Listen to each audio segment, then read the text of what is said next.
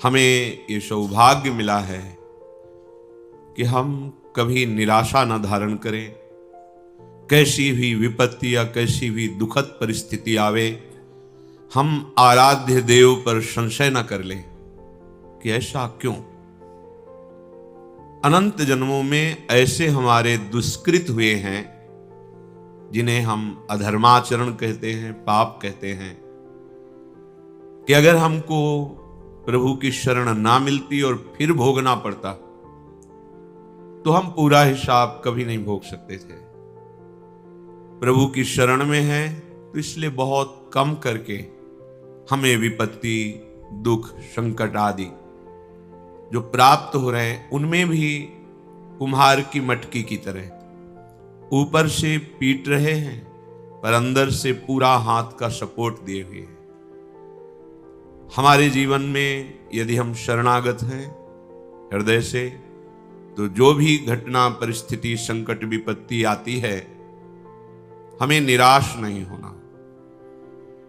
जितनी श्वासें हैं हर कष्ट सहते हुए प्रियाजू के चरणों में समर्पित करना, इसका निश्चित फल होगा प्रियालाल की प्राप्ति। ये आसुरी बुद्धि हमें प्रभु के शरणागत होने में बाधा पहुंचाती है। इसी से हमें निराशा मिलती है। जितनी मात्रा में आसुरी बुद्धि होती है उतना ही भगवत मार्ग में निराशा पैदा करती है। और जिनके संपूर्णतया आसुरी बुद्धि का ही प्रकाश होता है उनको तो मार्ग ही समझ में नहीं आता है। आनंद का मार्ग भी उन्हें महान क्लेश और अशांति का मार्ग लगता है। किसी विपत्ति घटना में बहुत बड़ा मंगल विधान प्रभु का छुपा होता है। बड़े बड़े भक्तों के जीवन चरित्रों को जब पढ़ा गया, सुना गया और समझने की चेष्टा उनके चरण कृपा प्रसाद से की गई तो यही समझ में आया है कि उद्देश्य की प्राप्ति के लिए अब दुख सुख की परवाह नहीं करनी। जो भी दुख या सुखद परिस्थिति आती है वो शरीर के ऊपर आती है, आत्मा में तो कभी इसका प्रवाह, प्रवेश, कोई भी स्फुरना बिल्कुल नहीं है। ना दुख का प्रवाह है, ना विपत्ति, संकट, अस्त्र शस्त्र, मार पीट, इनका प्रवेश ही नहीं है। वही हमारा स्वरूप है।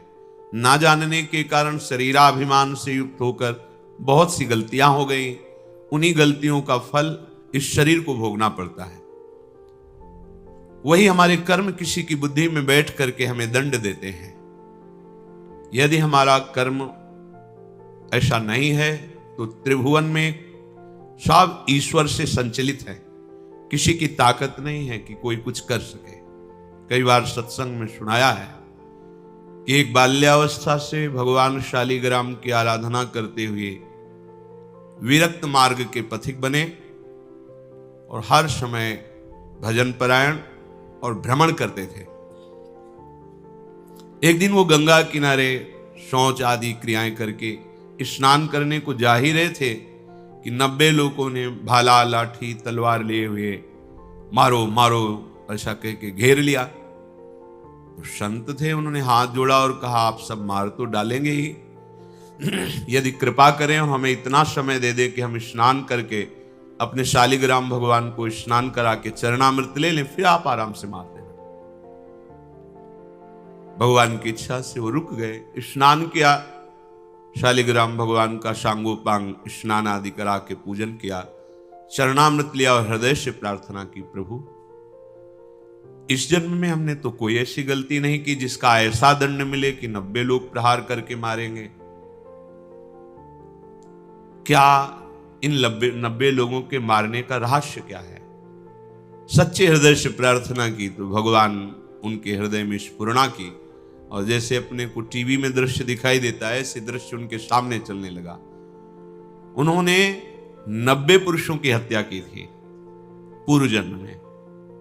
तो भगवान ने कहा इनको 90 बार जन्म लेना होता और तुम्हें 90 बार मरना होता, पर मेरे भजन का प्रभाव है कि एक साथ ही 90 तुम पर प्रहार करेंगे। तुम मेरे ध्यान में निमग्न हो जाओ, शरीर छोड़कर अब तुम मेरे परम धाम को आओगे। भगवान ने हटाया नहीं, ये कृपा करी कि उसे 90 बार जन्मना मरना नहीं पड़ा, एक बार में ही 90 लोगों ने प्रहार किया। और शरीर तो नाशवान ही है, एक ना एक दिन सबका छूटना है। शरीर छूटा और भगवत धाम को गए।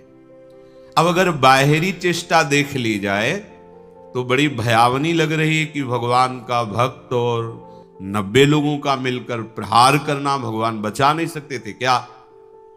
भगवान ने बचा लिया। बार बार जन्म मरण के चक्र से बचा। शरीर तो एक बार छूटता ही है सबका। बड़े महान सत्यवादी भगवत भजन करने वाले प्रताप राय जी की बहन उनके समीप आई कि आपके बहनोई की दशा बिगड़ चुकी है, बहुत औषधियां दिलाई पर वो मरणासन स्थिति में है। मुझे विश्वास है कि अगर आप कह दोगे तो फिर हमारे पति का जीवन बच जाएगा, नहीं तो बिल्कुल मरणासन, आप चलिए। उनका बहन, हमारा जीवन भगवान को अर्पित है। हम भगवान से प्रार्थना किसी के बचाने की या सुख की या दुख निवृत्ति की ये सब नहीं करते। आज तक हमने कभी कोई कामना ही नहीं की अपने प्रभु से। पर जब बहन ने बहुत हठ किया तो गए, उनके बहनोई का सर गोद में रखा अपने, वो बहन के पति का, और माथा सहलाते हुए एकाग्र हुए भगवान से प्रार्थना की कि हे प्रभु करुणा करो, इनके कर्म संस्कारों को भस्म करके इनको जीवन दान दो। इतने एकाग्र थे कि उसी समय जो उनके पति थे वो बेहोशी अवस्था में थे। तो देखा कि भगवत पार्षद आए और उनसे कहने लगे कि अब तो हम तुम्हें नहीं प्रभु के पास ले जा पाएंगे, क्योंकि इतने महान भक्त ने संकल्प कर लिया है। तो वो रोकर भगवत पार्षदों से प्रार्थना करने लगे कि इतने जन्मों से मैं साधन भजन करके यही मांग रहा था कि अपने प्रभु से मिलूं, और आज मेरे मिलने का समय आया है। तो प्रताप राय भक्त होते हुए ऐसा कैसे कर सकते हैं कि भगवत मिलन में वो बाधा डाल दें? भगवत पार्षदों ने कहा भगवान अपने लाडले भक्त की इच्छा की पूर्ति निश्चित करते हैं। उनका नहीं नहीं, ऐसा प्रताप राय नहीं कर सकते। और ये बात उनकी पत्नी ने भी और प्रताप राय ने भी ध्यान में देखा। तत्काल शुद्धि आई बाहर। उनका नहीं नहीं प्रभु, बिल्कुल नहीं, इनकी बिल्कुल रक्षा नहीं करनी, बिल्कुल नहीं। भगवान से मिलन का अवसर आया है, अब बिल्कुल स्वस्थ करने की जरूरत नहीं। अब आप, ये बात बहन ने भी देखी, उनका हाँ बिल्कुल नहीं। अभी तक हम अज्ञान की धरा में चाह रही थी कि इनका शरीर स्वस्थ हो और ये मेरे पति हैं, मैं सुखपूर्वक जीवन व्यतीत करूं। और आज मुझे पता चला कि भगवान का विधान बहुत जन्मों के बाद आज मिलन का हुआ है, तो हम अपने सुख के लिए इस भगवत मिलन में बाधा नहीं डालेंगे।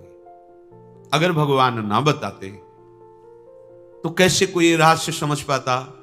ऐसे ही अपने लोग हैं, अपने लोगों के ऊपर भगवत कृपा है। अब जो भी विधान हो रहा है भगवत कृपा से युक्त हो रहा है। कहो सो कहां जहां प्रभु नहीं, कोई ऐसा स्थान नहीं जहां प्रभु ना हो। तो उनके होते हुए हमारे को जो शारीरिक दंड, जो वाचिक दंड, मानसिक दंड मिल रहा है, वो मुझे पवित्र करने के लिए मिल रहा है। अगर उस दंड विधान में शरीर भी छूट जाता है तो राधा राधा हमें श्री जी की प्राप्ति होगी। शरीर तो छूटना ही है, आज या कल छूटना ही है। निराशा या भक्ति मार्ग में उत्साहहीनता ये बिल्कुल ठीक नहीं है। कोई संशय प्रवृत्ति आ जाना कि अगर भगवान का भजन करते भगवान होते, तो ऐसा नहीं, बिल्कुल नहीं। बहुत कृपालु भगवान है, उनका जितना विधान है वो बड़ा कृपामय होता है। अपने को केवल प्रभु के चरणों में समर्पित करना, शेष बात वो देखेंगे। ऐसा कभी ना सोचे कि भजन करने का फल है कि शरीर निरोग रहे, विपत्ति ना आवे, संकट ना आवे। ऐसा नहीं है। जो हमारे शरीर की रचना जिस कर्म से हुई है उसको वैसा ही भोगना पड़ेगा। भोगने की सामर्थ्य और उससे बेपरवाह होना, यह भजन का फल है। भोगने की सामर्थ्य और उससे बेपरवाह होना, यह भजन का फल है। और शुद्ध भजन का स्वरूप अपने प्रीतम के चिंतन में डूबे रहना है। आज या कल मृत्यु निश्चित है। इन सब बातों को लेकर हृदय में किसी भी तरह का प्रश्नवाचक चिन्ह शरणागति पर खड़ा कर देना, ये परमार्थ के लिए बहुत बड़ी बाधा होगी। भगवत कृपा हर समय हमारे हृदय में उल्लास पैदा करती रहती है। चलो आगे बढ़ो, पीछे हटने की, निराशा करने की कहीं कोई गुंजाइश नहीं। अमंगल नहीं है, या प्राण निकल जाना भी मंगल है। ये तो निकलेंगे ही, आज नहीं तो कल निकलेंगे। दुर्दशा तो होगी इस शरीर की, आज नहीं तो कल होगी, पर दुर्दशा होते होते हम ऐसी दशा को प्राप्त हो जाएं कि भगवत स्मरण न छूटे, प्रभु का चिंतन न छूटे, इस आसुरी बुद्धि का त्याग करें। इदमद्य मया लब्धमिमं प्राप्से मनोरथम, इदमस्ति इदमपि मे भविष्यति पुनर्धनम, असौ मया हतः शत्रुर हनिश्चे चापरानपि, ईश्वरोहमहं भोगी सिद्धोहम बलवान मुखी, आढ्यो भी जनवानस्मि कोन्योस्ति सदृशो मया, यक्षये दास्यामि मोदिष्य इत्य ज्ञान विमोहिता। जो अज्ञान से युक्त हैं, जिनका ज्ञान ढका गया है, वो ऐसा सोचा करते हैं आज ये हमने लाभ प्राप्त कर लिया, कल मैं ऐसा भी लाभ प्राप्त करूंगा, ये कमाया वो कमाऊंगा, इतना धन एकत्रित हो गया, अब इतना और कर लूंगा और परम सुखी हो जाऊंगा। मैं एक शत्रु को परास्त कर दिया, अब उनको भी परास्त करूंगा, मैं शत्रु रहित हो जाऊंगा। मैं ईश्वर हूं, मैं स्वामी हूं, मेरे पास इतना धन है, इतना जन है, मैं इस तरह की जो आसुरी प्रवृत्ति है वो कभी भजन में नहीं लगने देती। धन का आश्रय, जन का आश्रय, विद्याभिमान, शरीराभिमान, मान सम्मान की प्रियता, सब आसुरी बुद्धि है। शरीर न्यौछावर कर दिया आप श्री जी के प्रति, अब जैसा चाहे वैसा करें।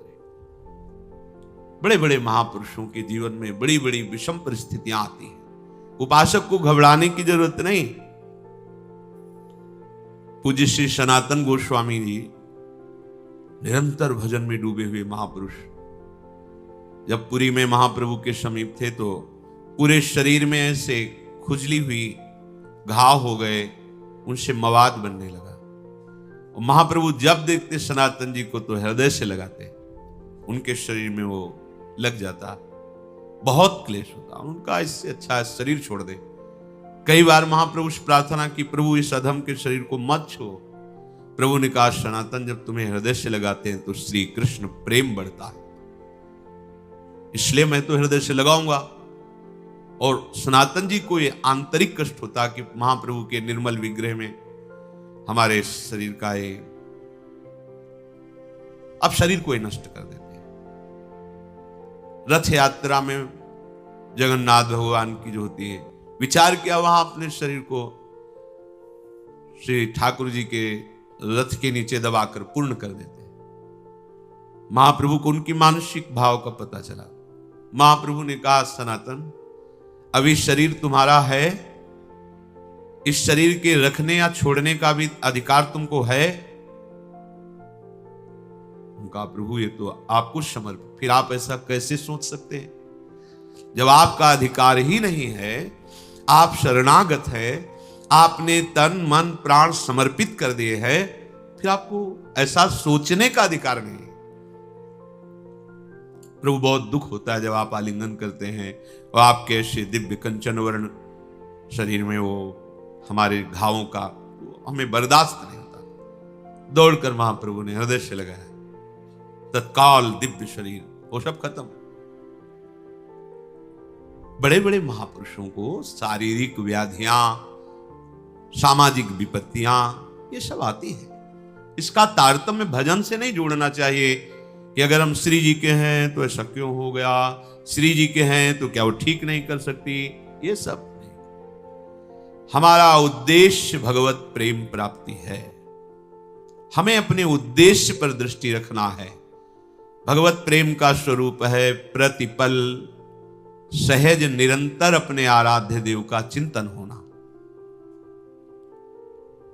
और कोई आकांक्षा न रह जाए किसी भी लोकांतर के भोग की, किसी सुख की कोई आकांक्षा न रह जाए, नहीं रह जाएगी।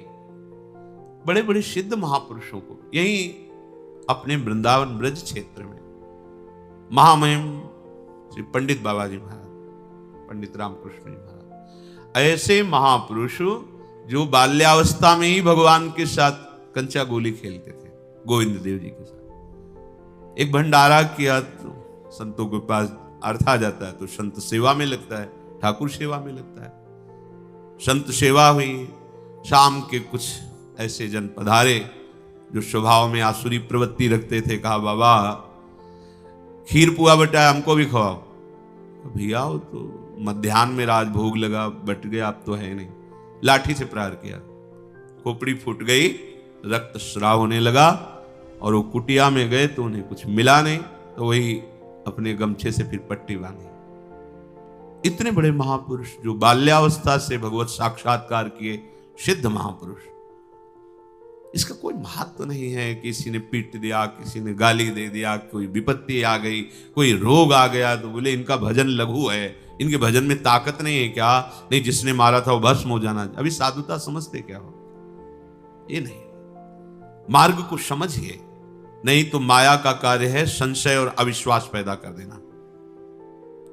संशय और अविश्वास ये जीवन का सबसे बड़ा संकट है जो अनंत जन्मों के लिए बीज बो दिया भगवत विमुख होने का। इसलिए कभी संशय नहीं, कभी अविश्वास नहीं। जैसी भी परिस्थिति बढ़ते चलो, आगे आगे बढ़ना है। अमंगल शब्द है ही नहीं, विश्वास कर लीजिए। कितने हम आपको चरित्र बताएं महापुरुषों के जिनकी निरंतर भगवदाकार स्थिति है, ब्रह्माकार स्थिति। हमने उनके दर्शन किए। बरगदिया बाबा नाम के गांव में क्या होता है कि जैसे जो प्रधान वृत्ति होती है उसी में संत का नाम रख दिया जाता है। तो बरगद के वृक्ष के नीचे ही रहते थे गंगा किनारे, तो उनको बरगदिया बाबा कहते थे। जैसे एक संत भगवान आजीवन केवल सतुआ ही पाए तो सतुआ बाबा उनको कह दिए। एक संत भगवान थे कि जो भी आवे कितना बड़ा करवा रखते थे, पंजीरी देते, उन पंजीरी बाबा कह दिए। संत लोग, संत जनों के नाम गांव के लोग अलग रख देते, गुरुजन नाम रखते वो अलग होता है। संतों बरगदिया बाबा उन्हें कहते थे। उनके पैर में जरा सा ऐसे खत हुआ, फिर सड़न शुरू हुई, पूरा पैर मवाद से। कोई भी जाता बाबा दवा, ऐसा नहीं, कीड़े पड़ गए। बाबा कीड़े पड़ गए हैं इनके। नहीं, उनका भी प्रारब्ध, खाने दो। चेहरा प्रसन्न, हर समय ब्रह्माकार वृत्ति, शरीर से निष्प्रिय। ब्रह्माकार वृत्ति अर्थात साक्षात ब्रह्म रूप, और शरीर पैर में कीड़े पड़े हुए हैं। इसका तारतम्य भजन से नहीं जोड़ा जाता। यहां संत कॉलोनी में रहते थे पूज्य स्वामी श्री महेशानंद गिरी जी महाराज, काफी समय पहले ही पधार गए। बहुत ही ज्ञानी, समस्त शास्त्रों के, और बहुत ही गंभीर और छुपे हुए महापुरुष। मलिन चद्दर, लाल रंग का, ऐसे अवधूत। जब जाते बात करते तो ऐसा लगता है जैसे अमृत पिला रहे हो। शास्त्रों की गूढ़ बातें, साधना की गूढ़ बातें। तो जो संतों की मंडली चलती रहती है ना, सुबह देखो परिक्रमा मार्ग में, उसी मंडली में एक संत बड़े ही ऊंची स्थिति के, एक गशाहरी होती है यहाँ अंगुलियों के मोड़ में, जहां से वो फिर धीरे बहुत ही जलन पैदा करती है। 2-3 दिन मंडली में नहीं गए तो स्वामी जी महाराज उनके समीप गए, महेशानंद गिरी जी, और देखा उनका। स्वामी जी रामकृष्ण मिशन, चलो इसका ऑपरेशन। नहीं स्वामी जी 2-4 दिन में ठीक हो जाए। धीरे धीरे वो बढ़ी, फिर हाथ में 10 दिन बाद गए तो यहां तक हाथ ऐसे पीला मवाद से भरा। उनका स्वामी जी अब तो आपको चलना पड़ेगा, अब आपकी बात नहीं सुनेंगे, आपको चलना पड़ेगा। हाँ ठीक है, तो कल तक का समय दे दो, कल हम चलेंगे। हाँ स्वामी जी, कल तो हम गाड़ी लेके आएंगे, रामकृष्ण मिशन आपको ले। कल जब गए तो आसन में से बैठे, निष्प्राण हो चुके थे, शरीर चला गया। महापुरुषों जो भगवत चरणारविंद में इतने तल्लीन हैं, वो चाहें तो नई सृष्टि कर सकते हैं। वो अपने अंगों की पीड़ा को नहीं मिटाया, क्योंकि जानते नाशवान शरीर, इसको भोग लेते हैं और प्रिया प्रीतम के समीप चलते हैं। ये संशय वृत्ति हृदय में बिल्कुल नहीं होनी चाहिए कि यदि भजन का फल सुख है तो इनको बुखार क्यों आ गया, भजन का फल सुख है तो इनका अंग भंग कैसे हो गया, भजन का फल भगवान रक्षा करते तो इनको गाली किसने दे दी, इनको पीठ किसने दिया। हमें सावधान रहना है, हमारी निष्ठा में परिवर्तन ना आने पावे, और चाहे जैसी परिस्थिति हो वो हमारे प्रभु से पास होके आ रही, पक्का समझ लीजिए।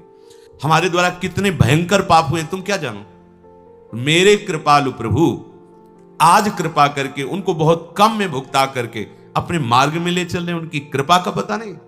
हम लोग अज्ञानी केवल वर्तमान को देख, हमने तो भजन किया, कभी कोई गलती की, गलतियों का खजाना जमा है तुम्हारा, आज उनकी कृपा से तुम भजन कर रहे हो। तो ये शरीर जब बना था तो उसका प्रारब्ध निश्चित हो गया था, इस अवस्था में इस दंड को तुम्हें भोगना है, तो दंड दे रहे हैं और उसके साथ दुलार कर रहे हैं और हमारा अविनाशी मार्ग पुष्ट हो रहा है। कितनी बड़ी कृपा है। तो हम हर समय कृपा का अवलोकन करें, कभी किंचन मात्र भी प्रभु पे संशय न करें, उनके विधान में प्रश्नवाचक चिन्ह न लगा दें। ऐसा क्यों किया प्रभु? प्रभु क्या ऐसा नहीं कर सकते थे? निश्चित मानिए कोई भी शरणागत के ऊपर जो विधान हो रहा है वो प्रभु का बहुत सोचा समझा विधान है। यदि वो शरणागत है अंदर से, हम बाहर की बात नहीं करते, बहुत संशोधन करके पास किया हुआ विधान है और उसका फल भगवत प्राप्ति है। इसलिए कभी किसी भी तरह की संशयात्मा वृत्ति हृदय में नहीं होनी चाहिए। पूर्ण विश्वास के साथ ये प्राणों की बाजी लगाकर इस मार्ग में चला जाता है। नारायण अति कठिन है हरि मिलन की बाट, या में पग पीछे धरे प्रथम शीश दे काट। शीश काट का मतलब अब मेरा अस्तित्व नहीं रहा, अब हरि जाने। जैसा अजात पक्षायु मातरम खगा, जैसे छोटा बच्चा पंख नहीं निकला मां की बाट जोता रहता है, ऐसे बस हरि की बाट जोनी, प्रियाजू की बाट जोनी। जैसा वो चाहे वैसा विधान करें। वो ईश्वरों के ईश्वर हैं, हम उनके दास हैं, उनकी शरण में हैं। अब जैसा वो चाहेंगे वो मंगल विधान करेंगे। हमें निरंतर भजन में, अगर हम बेहोश हैं तो हमारी गति नहीं, हम सुसुप्ति में हैं तो हमारी मति नहीं, यदि हमें चेतना है तो हमारी गति मति सिर्फ राधा ही राधा। चाहे अंग अंग काट दिया जाए तो भी राधा ही राधा। हमारी पूर्णता इसी में है। हमको इसको लेकर के नहीं बैठ जाना कि हमारे चोट लग गई अब भजन नहीं होगा, हमें को ये हो गया, अब कैसे हम विश्वास करें। नहीं, मायाकृत शरीर पंचभूत रचित, ये अपने अपने तत्वों में लीन होगा। पानी पानी में, मिट्टी मिट्टी में, आग आग में, वायु वायु में, आकाश आकाश तत्व में। ये हमारा स्वरूप नहीं है, ये हमारे भजन का फल नहीं है, ये हमारे कर्मों के अनुसार मिला है। अब भजन का फल मिलेगा हमारा सहचरी वपु, जिसमें एक न काल का प्रवेश है न माया का प्रवेश है, और सदैव प्यारी जू के समीप। हम उसमें घाटा नहीं कर सकते। इस शरीर को नष्ट होना ही है। अगर ये नष्ट होते होते हमें प्रियाजू का सहचरी वपु प्राप्त हो रहा है तो इतना बड़ा लाभ है कि करोड़ों प्राण देने पर भी ये सौदा नहीं होता। प्राण दिए यह प्रेम न पई, प्रेम वपु जो मिल रहा है। इसलिए इस शरीर की जो हो रही गति होने दो, राधा राधा राधा, आगे बढ़ो। ऐसा शरीर मिलेगा जो चिदानंद वपु, प्यारी जू के समीप। अगर इसी पे आसक्त होकर इसी की घटना, इसी की परिस्थिति विपत्ति में फंसे रहे तो प्रिया प्रीतम का चिंतन नहीं होगा। फिर तो ये छूटेगा तो ऐसा ही दूसरा फिर पांचभौतिक मिलेगा, कोई भी जीव जंतु का शरीर मिलेगा। इसलिए बहुत विवेक की आवश्यकता है। माया अपनी आंधी तूफान चला करके आपको सत मार्ग से डिगाने की चेष्टा करेगी। वो ऐसा अनुभव कराएगी कि भगवान है ही नहीं, उसका काम है। जैसे भक्ति अनुभव कराती है सर्वत्र भगवान है, ऐसे माया अनुभव कराती कहीं कोई भगवान नहीं है। ये उसका जादू है, ये उसका जादू। आपको लगेगा अगर कहां भगवान है, पुकारा आए क्या, नहीं आए ना, नहीं है, ये अनुभव माया कराएगी। हमें परास्त नहीं होना। आप आओ ना आओ, हमने आपसे प्रेम किया है, अपना जीवन दिया है। अब आप जैसा चाहो व्यवहार करो हमारे साथ, क्योंकि हमारा कुछ है ही नहीं, वो आपका है। आगे बढ़ो, बिल्कुल कहीं किंचन मात्र भी पीछे की तरफ कदम ना हो जाए। सत्संग का यही फल है। हम जहां हैं इतनी दृढ़ता पूर्वक पैर रखें कि पीछे नहीं, बढ़ेंगे तो आगे बढ़ेंगे, नहीं तो खड़े खड़े पुकारते रहेंगे। आपको आना पड़ेगा। हमारे कदम बढ़ेंगे तो आगे बढ़ेंगे, अब पीछे नहीं।